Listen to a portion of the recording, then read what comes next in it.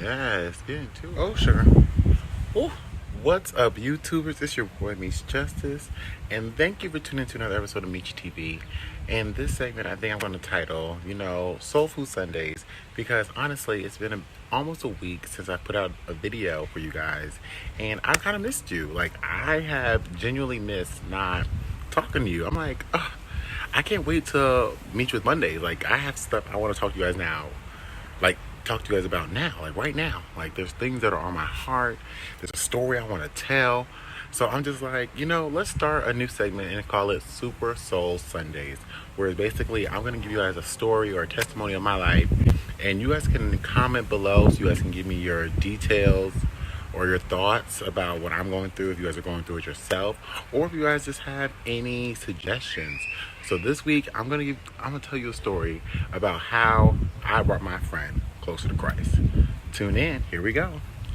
Alright, just for the sake of my friend's identity, I will be using they and them instead of he or she, just because I don't want to disclose my friend's identity, just because I just want to keep it as candid as possible, because the point of the matter is I'm probably going to give clues that can probably tell who this person is, but regardless, the fact of the matter is this is someone I truly, truly adore and appreciate, and I've had a friendship with over 20 years.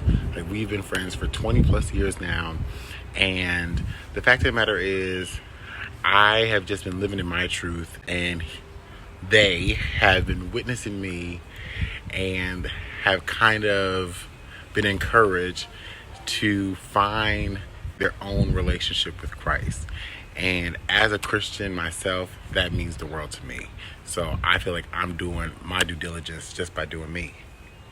So background is that this person is not really a churchgoer. Like, they have attended church before with their family, and it just really wasn't their thing. Some people just don't really get into church. As for me, I was a churchgoer. I was raised in the church. I participated in church. I was very active in the church, as I still am today. And I just basically encouraged him over the years, but more so recently, to just seek out to have a relationship with God. I was like, I think that's where opinions differs, because some people focus on the religion and not the relationship. And once I explained to that person how they could have a better relationship with Christ, I said, just have a conversation. The same way you have a conversation with me, that's the same way you need to talk to God, Jesus Christ. Just open up your mouth and just start communicating. That's the best way to start. So, for instance, they were unsure of how to pray. And I was like, literally, when you open your mouth and just talk to God, you're praying. Like, I had to give examples of sometimes when you're like, oh my God, that's a prayer. You're calling on him, and he's paying attention. He's listening. So the way he may guide you to do something other than what you were going to do, you don't even know it. But that's the Lord leading you to be a better person and to not interact with spirits that he doesn't want you to do. So I just encourage him, likely matters of that. I keep saying him. All right, it's close. It's a him. I was trying not to, guys. In the last clip, I know you guys already caught me. But regardless is, I brought my friend closer to Christ, and I feel so achieved because I wasn't even trying to be a minister, That's not I don't think that's my calling. But I'm just doing and living the best way I know how, and it's nowhere near perfect. Like, my friend knows I'm not perfect, but he knows I'm trying.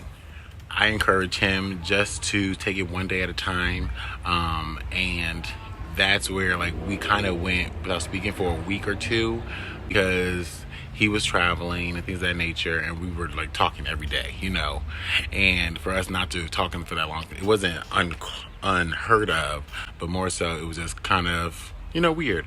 And the reason why he felt like he had to take a break from me is because he felt ashamed to tell me that he has been praying and talking to God.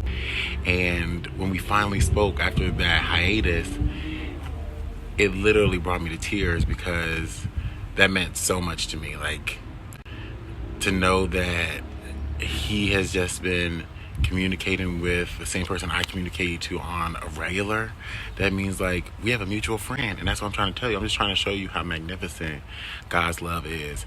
And even though he may not ever get to the place of, spreading the gospel, I just want him to realize that there is peace, security, and comfort in having faith. And that's basically what I told him. I was like, that positivity that he sees that I have, I'm like, that's because I have faith. Even when things go wrong, I'm still very positive, and I'm still faithful that things are going to work out for my good, especially because I know I'm favored, and I have seen over and over again how God has worked out miracles in my life.